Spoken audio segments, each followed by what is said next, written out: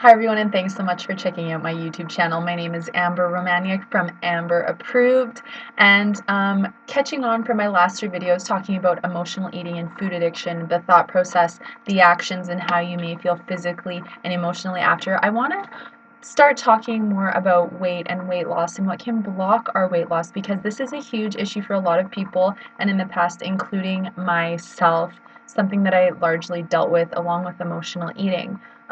So if you or someone you know is struggling with weight loss and you feel like you're eating healthy and you're exercising and you're taking good care of yourself, but nothing has changed, I can understand your frustration, and let me tell you, there are so many things that can get in the way of healthy, positive, consistent weight loss, and that you're not alone, and that it is possible to overcome these things. It could just take some time to do so. So sometimes we just have to gather some patience and some more evidence to help to support that healthy weight loss. So let's start with hormones, because this is something that, unless I would have gone through it myself, would have never ever imagined that hormones, out of balance hormones, could contribute to healthy weight loss, and actually could contribute to weight staying the same, no matter how good of care you're taking of yourself, or weight gain, even worse. So one of the biggest kind of mind games that my body played with me is that I was free of my food addiction and overcame my emotional eating, but because of kind of the stress that I put on my body from overeating so much for quite a while, it threw my hormones off. And when your body's hormones are off, its first priority is not on weight loss. And if specific hormones are off, they can easily contribute to weight gain and or slow the metabolism down, which of course is very important for weight loss. So for me, when my hormones went out of balance and I actually started to gain weight, even though I was eating well and exercising, I got so frustrated, because it's like, seriously, I am taking such good care of myself. Why is this happening? It'd be different, if I was eating poorly and not taking care of myself, but totally not the case. So the hormones can definitely throw the body out of balance. If our thyroid is underactive or too low, if we have high cortisol, which is our stress hormone, this can definitely contribute to potential weight gain, because the body's in protection mode. And when the body's in protection mode, largely for most people, they will gain weight, and they won't even really know it in their mind, because you don't want to gain weight, but your body is in that survival mode. And when it's in survival mode, that can tend to happen. So high cortisol can be another reason why we can gain weight. Too high of estrogen, which is one thing I was struggling with and didn't realize it until I went and got some saliva testing done. This can contribute to weight gain. If our testosterone's off, our progesterone for women, there's a lot of different factors there, our DHEA. So if you've never had your hormones checked, that's something I would definitely recommend. And if it's something that you want to look more into and you want to work with someone that can help you with those kinds of things, I can definitely converse with you more offline via an email, if you so choose to want to continue to chat about that kind of thing. And if that's something that you want to chat more about, you can definitely subscribe to my channel. And you can also find me at amberapproved.ca, which is my website, and you can feel free to leave me an email via the contact page there. So another big contributor to potential weight gain or weight not moving, not going down, is inflammation. So if we have inflammation in the body, it usually shows up in 4 signs: redness, heat, swelling, or pain, or maybe all of the above. It looks a little bit differently for everybody, so that's why it usually is each to their own experience. So most people are experiencing inflammation, unfortunately, in this day and age through high stress, eating poor quality food. Exercise causes inflammation because you're breaking down and repairing muscle. So a lot of different things can contribute to inflammation, including digestive issues. So if your fingers are feeling puffy, your rings are not fitting properly, your clothes are feeling tighter, even though maybe you haven't gained weight. Inflammation, we can be carrying around anywhere from 5, 10, 15 pounds of inflammation. That shows up largely in water retention. So if you've got inflammation going on, this can also contribute to weight gain or weight staying the same. And how do we get rid of all this inflammation? Well, for some people it can be quite a few steps, but some quick tips are: drink more water, get enough sleep, eat better, and again, I would recommend, seeing if you have any digestive issues or food allergies, and get those hormones tested too. That's also important.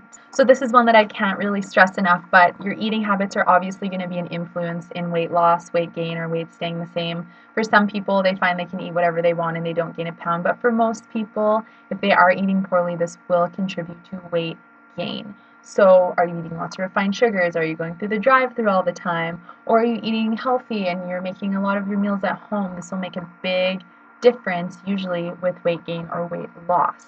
So depending on where you're at, if you find that you're eating healthy 20% of the time and badly 80% of the time, let's work towards flipping that so you're eating good 80% of the time and poorly 20%, because we all need to indulge a little bit. But you're eating, and how much are you eating? Are you eating enough? Are you not eating enough? This will play a big factor with weight loss. If we're in starvation mode and we're not eating enough, weight loss is far more difficult, because once you go into starvation mode, your body kind of freaks out and says, wow, I need to store everything as fat because I'm not getting enough calories. Our body doesn't realize we're in 2015 and that we're not in the caveman days anymore. It's still programmed for those days. So it thinks that we need to store because it doesn't know when our next meal is going to be, even though we're probably going to eat in a couple of hours. So the whole eat less, exercise more analogy is not accurate. You definitely need to eat enough to sustain your caloric intake, and in order to figure that out, it is different for everybody, but depending on your activity levels, how much you're sitting, your work, things like that will help you to determine your caloric intake. But I can definitely guarantee you a lot of people are not eating enough, or they're not eating enough of the right foods, including fats. So we want to make sure we're also eating enough healthy fats as well. But we also want to make sure we're not eating too much. So I always recommend to people, if you can take one day and just log your food on a calorie tracker, just one day, that's all we need, just to see where you're at with your fat intake, protein intake, carb intake, and your overall caloric intake. It gives us a much better idea if you have to eat more, less, or the amount that you're eating. So I highly recommend that people do that as well. Next, let's talk a little bit about activity. I'm going to make a whole video, or probably a few videos on this, but where's your activity levels? Are you not active at all? Are you active 6 days a week? That can make a big difference, and not necessarily in a good way. So if you have hormone imbalances or a lot of inflammation in the body, lots of exercise does not necessarily benefit the body. This is something else I struggled with. And when I was exercising regularly with hormone imbalances and inflammation, I was actually gaining fat, not losing it. Again, not fun. So I highly recommend, if you are in a really serious exercise regime, just because it's something you want to do to stay fit, but you are gaining weight and it's not muscle and you're not happy with your body, it's time to look at your hormones and time to reevaluate your fitness plan, because it may not necessarily be appropriate for where your body's at right now. But we also want to make sure you are being active, so at least get outside for a 30-minute walk every day, do some stretching, do some light yoga. Again, depending where the hormones are at, this will definitely determine kind of the activity level that you should be in while you're working on balancing your hormones. So we have to also look at the mindset. What is your thought process? Do you believe you can lose the weight, or do you have it in your head that you're never going to lose the weight? If that is the case and you feel like you're never going to be able to lose it, this is where we need to do some work with the mindset and shifting that. If your subconscious mind thinks you can't lose the weight, that will also contribute.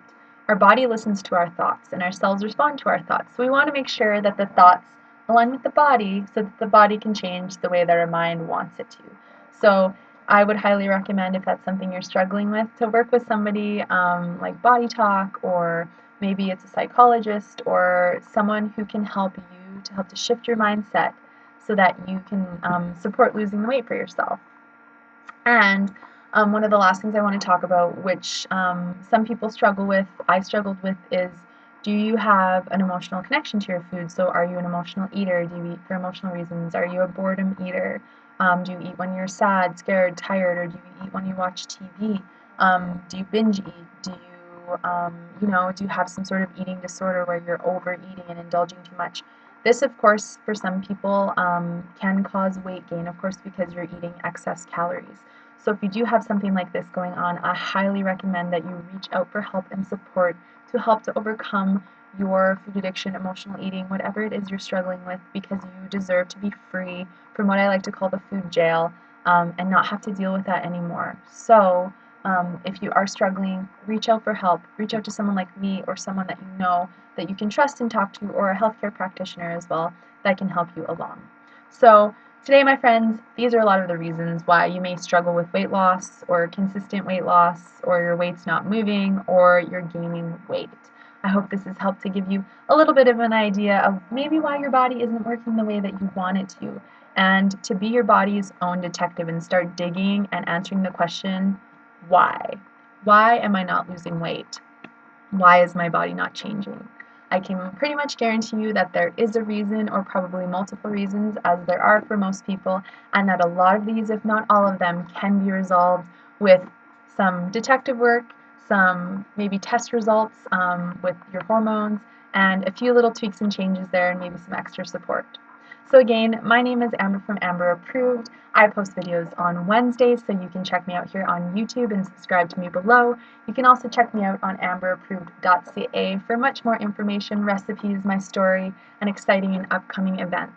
So I hope you enjoyed this video, and I will see you next week, where I'm going to be talking a little bit more about weight loss, eating, exercise, hormones, those kinds of things.